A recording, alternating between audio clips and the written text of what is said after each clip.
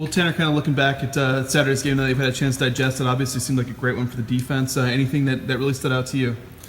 Just everyone's effort. It looked like everyone was excited to, get out and hit some other people other than our team. And there's always stuff to clean up, which we're working on.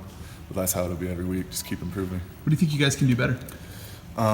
Just like the little techniques that there's always these, like one or two every play where you could do a little bit better in your small techniques. So just keep improving on all that. How big is that going to be Saturday against a team, obviously, that tries to take advantage of those sort of things? Yeah, they're a whole different animal. The air raid offense, it's going to be fun to go up against that. That's a huge challenge for us. They got a great quarterback, great wide receivers, great running backs.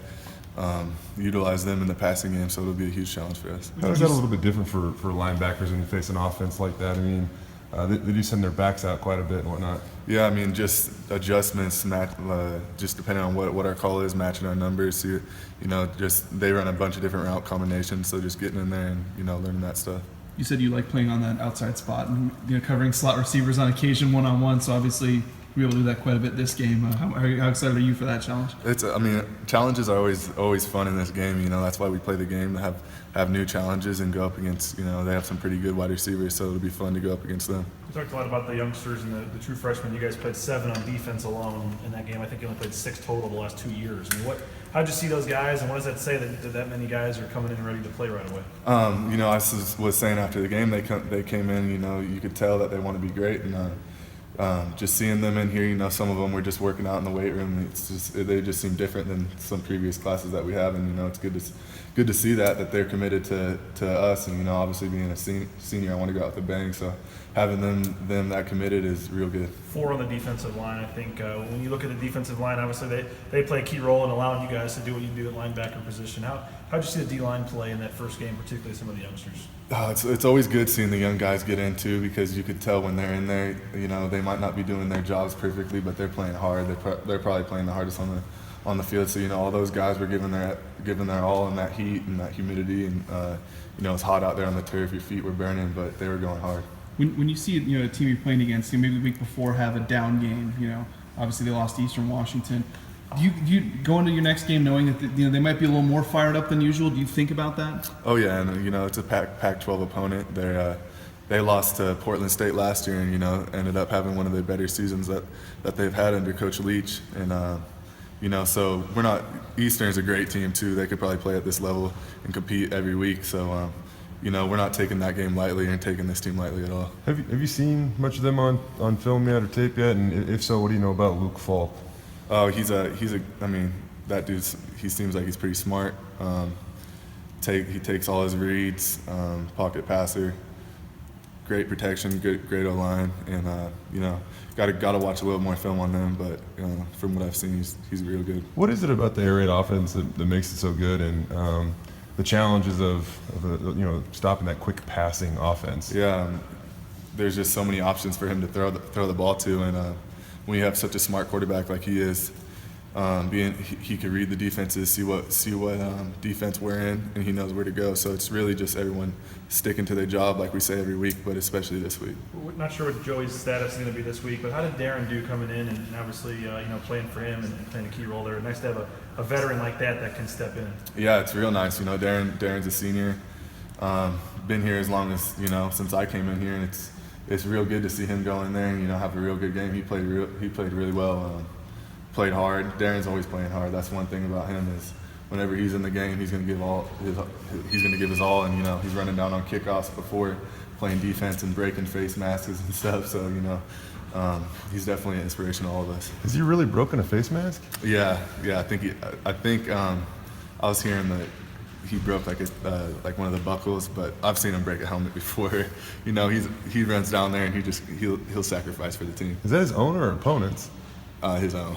Is that pretty badass? Oh yeah, you see that and you get pumped up. I see that. I haven't been on kickoff since freshman year, but I see him come off and his face mask is to the side and he's screaming and hollering. It gets me ready to go. How do you think Darren felt about there was the chance that interception that he didn't quite corral? As far as is he kind of fired up, ready to maybe get another opportunity for that? Oh yeah. I think that's happened to probably everyone who's played football. They've had a pick hit their hands and. You see nothing but grass to the end zone. You drop it, but You know, he's going to have another opportunity. I'm sure he'll catch the next one. I know we talk about you guys coming in prepared and whatnot, but it did seem like you guys were pretty dialed. I mean, you go back and kind of watch, and I mean, you guys were able to jump a lot of stuff. And even that, you know, you talk about Darren's play right there. I mean, he put himself in a really good position to even be in that position. Yeah, I mean, they were throwing a lot of checkdowns to their running back, and I think that he finally started to catch on as they progressively did it more. And you know, he just played it well and jumped throughout. And I think next time we'll finish it though. Tanner, obviously protecting the blue, big deal around here. You guys lost the last 2 at home last year. How important is it to end that kind of 2-game streak there and get back to the winning ways on the blue?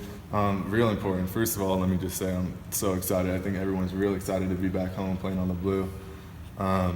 Obviously, we've dropped the last 2, so we need to get back on the right track and just protect it. We got the best fans in the country, in my opinion.